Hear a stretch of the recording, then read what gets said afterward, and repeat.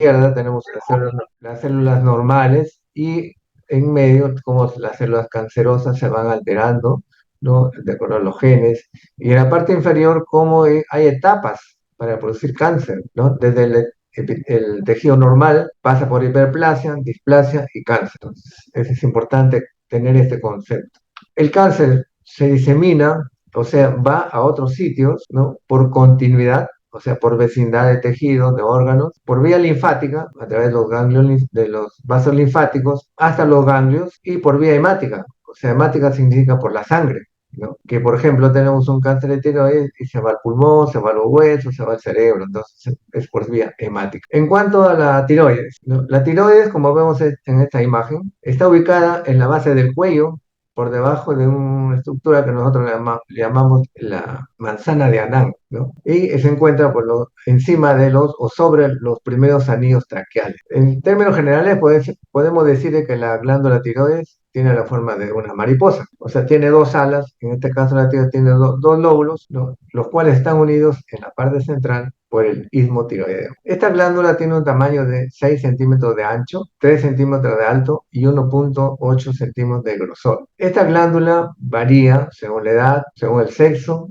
y según la fisiología. ¿Qué significa fisiología? Hay estados fisiológicos. Como por ejemplo, el embarazo en una mujer, la glándula tiroides aumenta de tamaño. Normalmente, la glándula tiroides pesa entre 25 a 30 gramos. En la glándula tiroides tenemos varios tipos de células. Las células foliculares, las que producen las hormonas tiroideas, como la T4 o tiroxina y la T3 como triiodotironina. Y otras células que producen calcitonina. Estas células tienen que ver con el metabolismo del calcio. ¿Cuáles son las funciones de la tiroides? Regula el metabolismo basal, regulan el crecimiento y mantienen las funciones corporales, ¿no? Detrás de la glándula tiroides tenemos otras glándulas pequeñas, que son las paratiroides, como muestra la figura.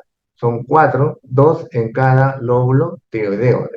Estas están en la cara posterior de los lóbulos tiroideos. Estas glándulas paratiroides tienen que ver con el metabolismo del calcio, ¿no? De tal manera que si un paciente no funciona su paratiroides, esta persona va a sufrir de calambres, adormecimientos. Es importante entonces mantener, sobre todo cuando uno opera tiroides, mantener las paratiroides. En cuanto al cáncer de tiroides, ¿no? Se presenta como un bulto o como un nódulo, como en el caso de estas figuras, y muchas veces estas lesiones tumorales se necrosan o se infectan, como vemos en esta paciente de la parte inferior de la imagen. La epidemiología, ¿no? Podemos decir de que el cáncer de tiroides, ¿no? Ocupa el 1% de todas las neoplasias malignas. Después del cáncer de piel, es la segunda neoplasia más frecuente en cabeza y cuello, ¿no? También se presenta en niños y adultos, ¿no? Y adolescentes en un 2% aproximadamente. Y la relación entre mujeres y hombres es de 4 a 1. Entonces, de 5 personas que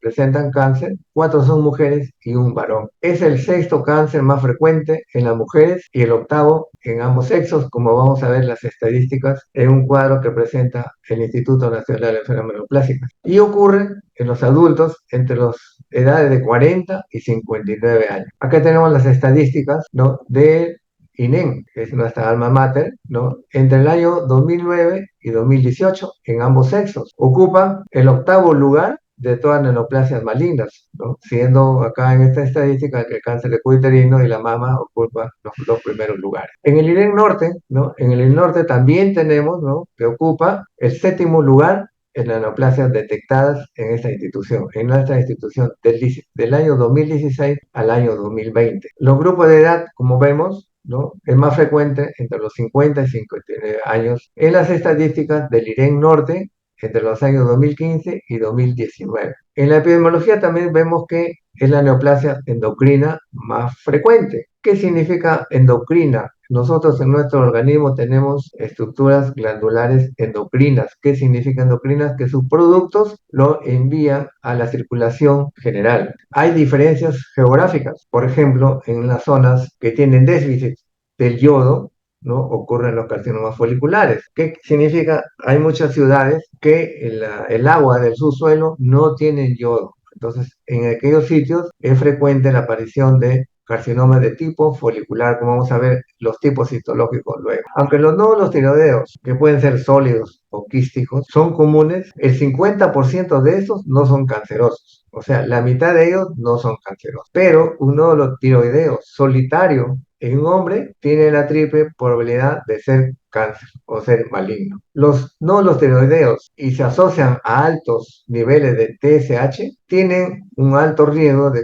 padecer cáncer diferenciado de tiroides. Vamos a ver luego los tipos histológicos para decir cuáles son diferenciados y cuáles son indiferenciados. Últimamente se ha visto el incremento de la incidencia de la enfermedad subclínica. ¿Qué significa enfermedad subclínica? Significa que cuando los tumores son muy pequeños, ¿no? Esto se debe a que mediante ecografías nosotros vamos a detectar, ¿no?, microcalcificaciones o márgenes infiltrativos o hipervascularidad. Ahora la ecografía es un método útil para detectar estos cánceres y aquellos microcarcinomas que son menos de 1 centímetro, ¿no?, la incidencia está aumentando. El 50% de los nódulos malignos son asintomáticos. ¿Qué significa? El paciente está con su nódulo tiroideo, pero no le duele, no le produce ninguna alteración. Él vive con su tumor ahí y no le molesta. Entonces, ante la presencia de estos tumores, no esperar a que nos duela o tener sintomatología, sino hay que ir inmediatamente a un médico o a un instituto especializado para que le haga el diagnóstico. Hay factores de riesgo, ¿no?, como vamos a ver, y el tema es prevención del cáncer, ¿no? Por ejemplo, las exposiciones a radiaciones ionizantes en aquellas ciudades donde hay centrales nucleares. Hay factores de riesgo, como hemos dicho, la dieta baja en yodo. Hay factores genéticos, ¿no?, como vamos a ver, ¿no?, en pacientes que tienen familias con cáncer medular de tiroides, ¿no? También el factor de riesgo, como hemos dicho, el sexo, más en mujeres que en varones, y la edad entre 40 y 59 años. El cáncer de tiroides puede ocurrir en cualquier persona sin necesidad de presentar estos factores de riesgo.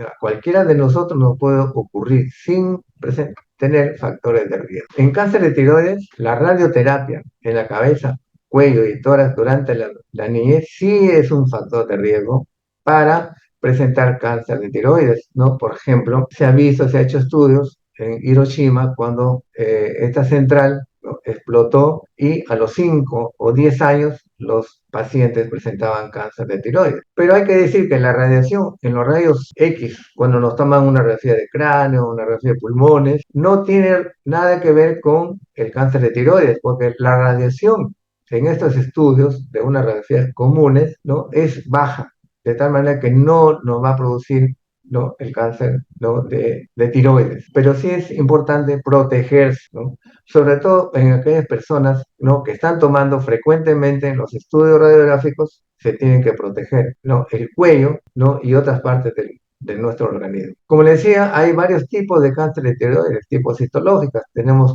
4 tipos de cáncer de tiroides, ¿no? El cáncer papilar, folicular y medular son los tumores diferenciados. ¿Qué significa diferenciado? Que sus células se parecen mucho a las células normales, pero tienen alteraciones en el interior, sobre todo en el ADN. Tenemos el cáncer papilar, el cáncer folicular, el medular como carcinomas diferenciados. Y el cuarto cáncer es el anaplásico o indiferenciado. Este es muy agresivo. Este es muy agresivo y si no adaptamos inmediatamente produce la muerte de los pacientes que lo adolescentes. Y aquí tenemos la incidencia, ¿eh? El cáncer papilar y folicular ocupa el 90% de todos los cánceres de tiroides, ¿no?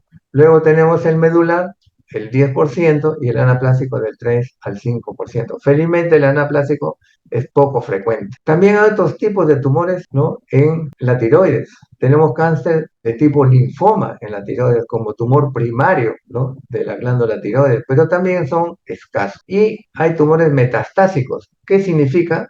Que la enfermedad o el tumor primario está en otra parte del cuerpo y las células van a la tiroides. Por ejemplo, en cáncer de riñón, en cáncer broncogénico o pulmonar, en cáncer de mama, los melanomas, los carcinomas epidermoides y los sarcomas. Entonces, estos tipos de tumores pueden enviar sus células a la glándula tiroides. ¿Cómo se manifiesta el cáncer de tiroides? Generalmente es descubierto por el mismo paciente, muchas veces, que el paciente que manifiesta siente un bulto en el cuello, ¿no? Y como les decía, son asintomáticos. Otras veces los tumores son pequeños y aparecen ganglios en el cuello, ¿no? Otros pacientes tienen disfonía, o sea, los pacientes se ponen roncos o tienen disfagia, o sea, tienen dificultad para ingerir los alimentos. Otros tienen disnea, o sea, dificultad para respirar, ¿no? Otros tienen dolor en el cuello, que también pueden tener en la mandíbula o en el oído. Entonces, estas son las manifestaciones clínicas de un paciente que tiene cáncer de tiroides. El diagnóstico, ¿cómo se hace el diagnóstico de cáncer de tiroides? Mediante el examen físico. Hay que evaluar al paciente, tocar la tiroides, ¿no? Hay que hacer análisis de sangre, sobre todo el dosaje de TSH y T4. Y cuando tenemos la presencia de una lesión, ¿no? O un tumor, se puede hacer una biopsia con aspiración con aguja fina, lo que se llama el BAF. ¿Y cómo está haciendo este colega en esta paciente, haciendo una biopsia aspiración con aguja fina? Para el diagnóstico tenemos que ver antecedentes, factores de riesgo, como decían aquellos niños en los cuales han sido irradiados, ¿no? Por alguna enfermedad. El diagnóstico se hace por el examen físico también, aquellos nódulos. Por ejemplo, viene un paciente con un tumor en la cara anterior del cuello y nosotros hacemos que el paciente ingiera la saliva. Si este nódulo se mueve, entonces significa que es un tumor de la tiroides más de 100%. Otro método de diagnóstico es la ecografía. Aquí vamos a ver nódulos hipoecogénicos, que significa que en la imagen son de color blanquecino. Y también, ¿no?, presentan microcalcificaciones, puntos finos en su interior. Los márgenes de un nódulo tiroideo de tipo maligno son infiltrativos, que significa que los márgenes son irregulares y también tienen hipervascularidad cuando uno hace un efecto de ecografía Doppler. Y la biopsia de aspiración, la que nos va a determinar si es cáncer o pues tumor benigno. Y acá tenemos la imagen como nosotros hemos detectado el nódulo y introducimos la aguja para aspirar y sacar células. Ahora, ¿qué significa prevenir o predecir, ¿no?, para ver si un nódulo tiroideo es benigno o maligno? Para eso nos hacemos uso de la ecografía, en la cual nos dan una información, ¿no?, de un nódulo tiroideo a través del TIRAS, ¿no?, que significa imágenes sugestivas de cáncer de tiroides, ¿no? El diagnóstico también puede ser por una biopsia congelación, que significa que si nosotros tenemos la sospecha de un tumor maligno y no tenemos la biopsia aspiración con aguja fina no ha sido definido, entonces la biopsia congelación se practica. ¿Qué significa biopsia congelación? Estirpamos el lóbulo de la tiroides, inmediatamente mandamos al patólogo y el patólogo en 5 o 10 minutos nos da la respuesta que es un tumor benigno o maligno. También tenemos que hacer el estudio de la movilidad de las cuerdas vocales mediante una laringoscopía. Esta laringoscopía se puede hacer en forma directa a través de un nasolaringoscopio o a través de un espejo dental. También tenemos que hacer el estudio de las hormonas en la sangre, como son la TSH, la calcitonina, si nosotros pensamos en un tumor medular de tiroides, la tiroglobulina, que es un marcador tumoral, ¿no?, que solamente lo produce las glándulas o las células tiroideas. Cuando nosotros tenemos un tumor en el cual no podemos delimitar clínicamente los límites de esta tumoración, hacemos el uso de la tomografía computarizada o la resonancia magnética para ver la extensión de la enfermedad y la posibilidad de resecar o no resecar. Exámenes complementarios, como hemos dicho, la ecografía de cuello, aquí como este profesional está haciendo una ecografía de cuello, una radiografía de pulmones, una tomografía o una resonancia magnética. Acá tenemos, por ejemplo, en la parte inferior derecha, una imagen de una tomografía pulmonar en la cual vemos múltiples nódulos pequeños metastásicos bilateralmente. O acá una radiografía, ¿no?, donde es negativo para nódulos, ¿no?, metastásicos. Ya hemos dicho que el diagnóstico se hace por ultrasonido o por ecografía. Sus ventajas es que detectan nódulos menos de 1 centímetro. O también puede haber nódulos solitarios o puede haber varios nódulos, como son, ¿no?, lesiones quísticas o lesiones en la parte posterior de la glándula tiroides, que a veces es difícil palparlo.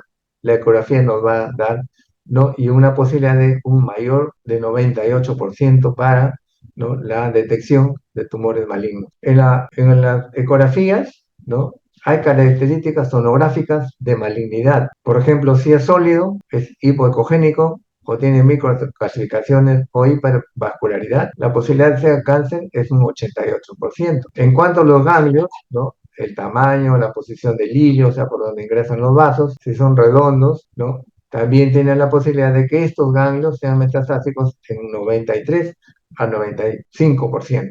En el preoperatorio es importante, ¿no?, una buena ecografía para detectar cáncer en los ganglios del cuello, ¿no?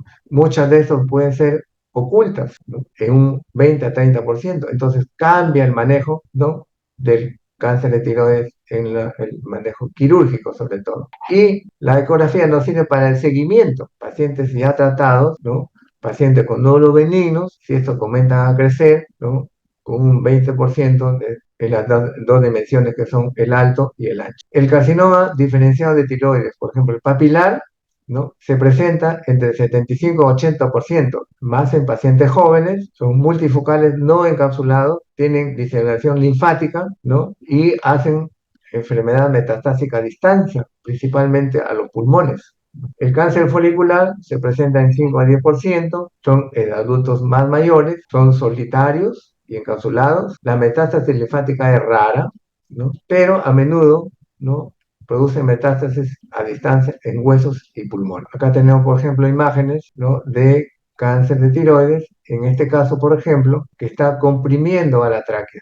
El tumor está en la parte superior izquierda. En la parte superior derecha tenemos que el cáncer de tiroides ya está invadiendo la tráquea, ¿no?, ya está en la luz traqueal. Y otro cáncer en la parte inferior, gigante, ¿no?, que ha rechazado a la tráquea hacia el otro lado contralateral. Y las metástasis pulmonares, como vemos en estas imágenes, que pueden ser unilaterales o bilaterales. También presentan los pacientes con cáncer de tiroides metástasis, ¿no?, cerebral, como vemos en estas imágenes, metástasis cerebral. También esto es poco frecuente, pero se presentan, ¿no?, pacientes con cáncer de tiroides, ¿no? Ya hemos dicho, el cáncer de tiroides diferenciado carcinoma papilar y folicular. La diseminación metastásica, o sea, hacia dónde van las células malignas de la tiroides. En los cánceres papilares y medulares van a los ganglios del cuello entre 40 y 50%. O sea, ¿qué significa? Que los pacientes que vienen por primera vez, ¿no?, estos pueden presentar entre 40 y 50% de pacientes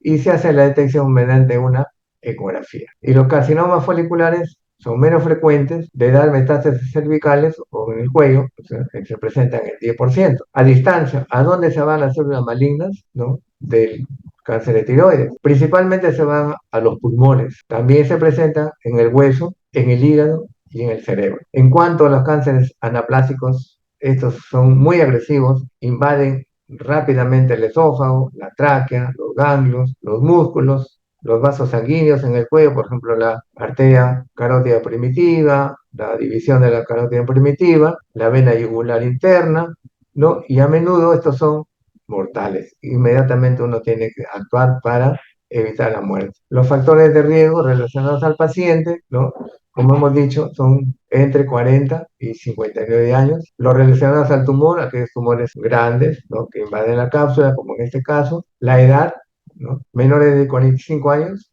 y mayores de 45 años, ¿no? Como vamos a ver en el TNM de este tumor, el tamaño tumoral, menos de 1 centímetro, más de 1 centímetro. La extensión extracapsular, ¿no? Estos están dentro de la cápsula y estos ya salieron de la cápsula. Y la metástasis a distancia. Esta es una radiografía de pulmones que no tiene metástasis y esta que tiene metástasis. Entonces, ¿cuál es el tratamiento del cáncer de tiroides? Es la tiroidectomía total o hemitiroidectomía. La tiroidectomía total se realiza en aquellos pacientes que tienen tumor más de 1 centímetro o 2 centímetros. Y la hemitiroidectomía, o sea, sacar la mitad de la glándula tiroides, es en aquellos tumores que tienen menos de 1 centímetro. Y también se debe hacer disección de cuello cuando se detecta cáncer metastásico en los ganglios del cuello. Cuando uno hace una disección del ganglionar del cuello, entonces uno saca los grupos ganglionares 2, 3 y 4. 2 en la parte superior, 3 en la parte de en medio y 4 en la parte inferior. Acá vemos acá la vena yugular interna, acá tenemos el nervio neumogástrico vago y por detrás está la arteria carótida primitiva. Acá en la parte superior está la glándula submaxilar. Acá tenemos pues que se ha resecado, ¿no?, hemitotomía izquierda, se ha resecado al lado izquierdo, acá se ve la tráquea y se deja el lóbulo tiroideo derecho. La tiroidectomía total, por ejemplo, acá se ha hecho con disección bilateral, ambos grupos ganglionares derecho e izquierdo. Siempre se marcan los grupos ganglionales para que el patólogo nos informa dónde hay la metástasis de los ganglios para el tratamiento. Si son positivos, probablemente el paciente tenga que recibir yodo, ¿no? Y hay pacientes que tienen, ¿no?, una enfermedad tan grande como esta, ¿no?, pero son resecables, ¿no? Esos son casos de nuestro hospital. La radioterapia, ¿no?, también es importante, sobre todo en aquellos pacientes que tienen carcinoma indiferenciado. La supresión, cuando un paciente ha sido sometido a tiroidectomía total, ¿no?, hay que indicar, ¿no?, la hormona tiroidea para que la TSH esté casi suprimida. La terapia con yodo radioactivo, ¿no?, aquellos pacientes que tienen células cancerosas, sobre todo en el cuello, ¿no?, cuando se hace disección ganglionar o cuando estos son más de 5 centímetros o que tengan el marcador tumoral como es la tiroglobulina mayor de 100 nanogramos. Y la quimioterapia solamente se da en cáncer indiferenciado, como título paliativo, porque es un cáncer muy agresivo.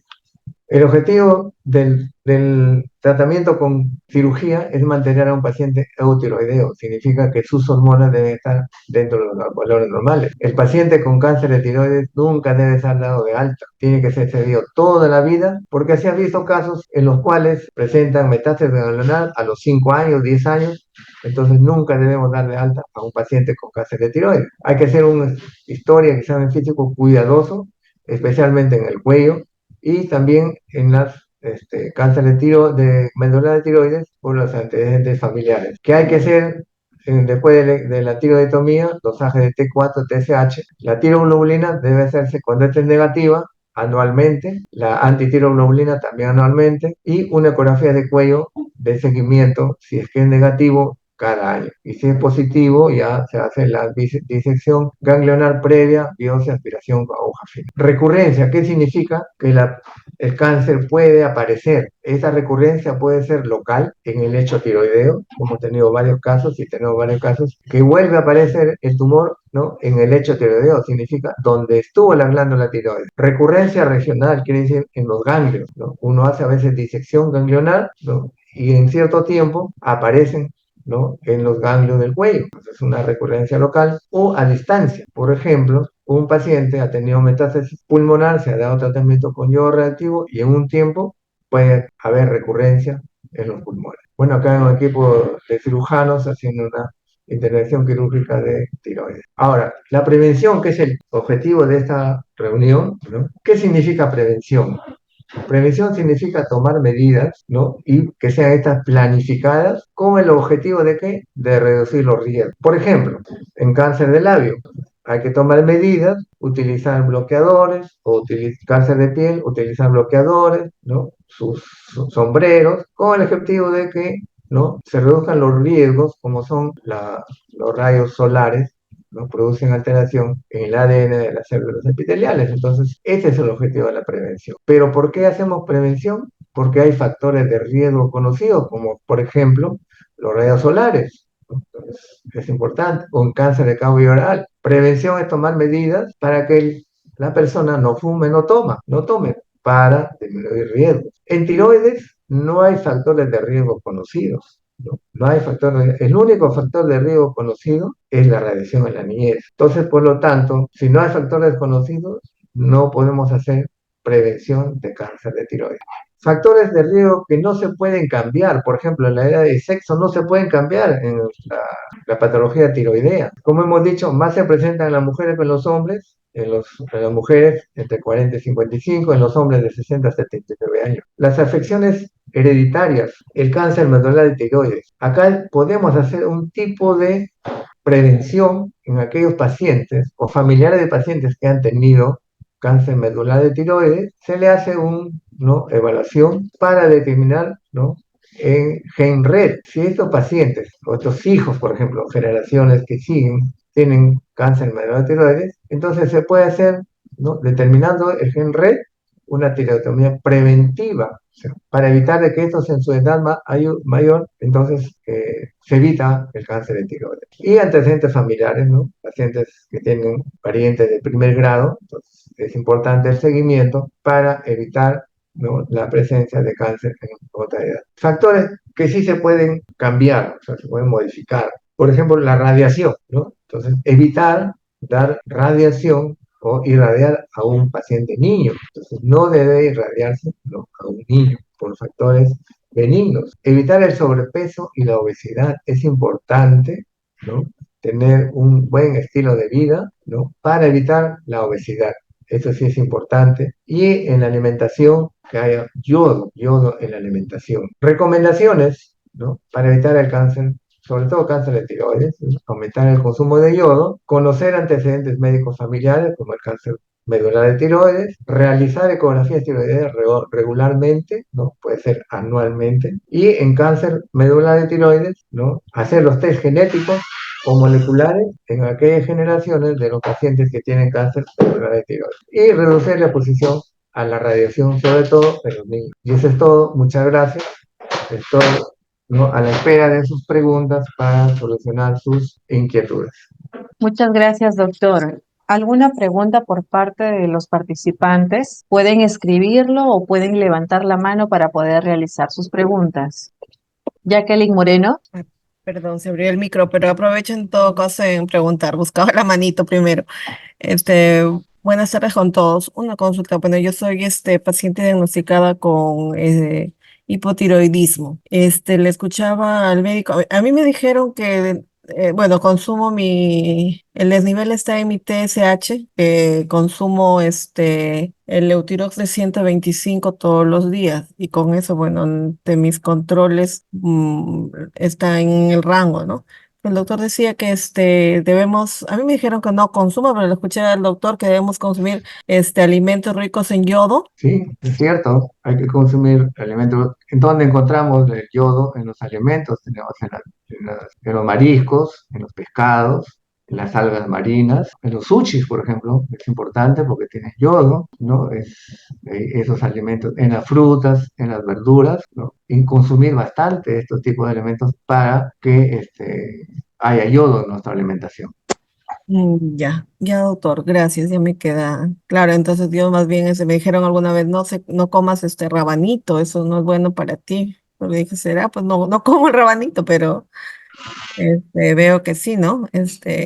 Claro, todo exceso es malo. Uno debe consumir adecuadamente, ¿no?, de forma racional estos alimentos.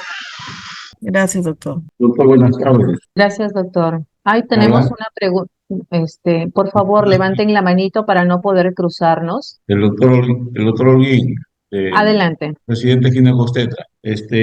Doctor, ¿qué hay sobre el tema de los tratamientos con este ultrasonido de alta frecuencia? ¿Ya hay algo escrito? ¿Ya se tiene alguna novedad sobre ello? ¿Cuál es la pregunta? El tratamiento de ultrasonido de alta frecuencia, el famoso HIFU que se está trabajando en Europa bastante, ¿no? Bueno, HIFU. las ecografías no producen radiación, por lo tanto no es peligroso No, no, utilizar. en Europa se estaba usando para casi la mayoría de tumores cancerígenos para entrar pre a la cirugía se estaba irradiando con frecuencias por debajo de 2 MHz y con resultados bastante fabulosos, ¿no? Que el tumor se hacía más resecable. Ya se está trabajando eso acá en el Perú, en el medio, todavía. No, todavía no se trabaja en ese aspecto, no hay experiencia en ese aspecto. Ya, doctor, gracias. Muchas gracias, doctor. Muchas gracias por preguntar y muchas gracias al ponente. Hay una consulta a través del chat. Si una persona ha sido operada de la tiroides, ¿puede terminar en cáncer? A ver, un paciente que ha sido operado de tiroides, a ver, por qué ha sido retirada la tiroides? ¿Por un tumor benigno o por un tumor maligno? Porque uno puede retirar la tiroides, por ejemplo, en un bocio. Entonces, el bocio no es cáncer. Acá hay una pregunta parecida, doctor. También es operado de tiroides, pero no tiene cáncer, dice. ¿Tiene que Claro, seguir el tratamiento de por vida? no, si ha sido operado de tiroides por una condición no cancerosa, debe recibir tratamiento de por vida para, ¿no?, administrar la hormona tiroidea, pero no con fines supresivos, como se hace, ¿no?, en cáncer de tiroides. ¿Por qué? Porque las células que han sido retiradas en el bocio, en este caso, no son cancerosas, entonces tiene otro tipo de tratamiento de hormona tiroidea. Son otros factores, por lo tanto, no es con fines supresivos. ¿Qué significa fines supresivos? Que si se ha retirado la tiroides por cáncer, no pueden haber células que quedan, entonces hay que evitar con los hormonas tiroideos que éstas crezcan, pero si no es cáncer, entonces es otro tipo de tratamiento. Gracias, doctor. Acá tenemos unas preguntas más. ¿Cómo podemos saber si tenemos algún problema con la tiroides? Claro, la tiroides puede alterarse por condiciones benignas, por ejemplo, una hipotiroideo, hipertiroideo, o por un bocio, una tiroiditis. Entonces, son otras condiciones. El cáncer de tiroides se presenta por nódulos que pueden ser de diferentes tamaños en la tiroides o pueden debutar con metástasis en los ganglios del cuello. Entonces, ¿qué debe hacer uno? Hacerse chequeos con ecografías. Eso es suficiente para ver si es que un nódulo tiroideo es sospechoso de acuerdo a la evaluación ecográfica, de acuerdo al TIRAS, ¿no? El TIRAS es de 1 al 6. Si la ecografía nos dice TIRAS 5 o 6, ya es altamente sospechoso. Si es TIRAS 4, entonces está en duda, es benigno o maligno. Entonces, ante eso, mejor hacer una biosaspiración con aguja fina para determinar el tipo de células que tenemos. Entonces, esa es la manera de detectar un cáncer de tiroides.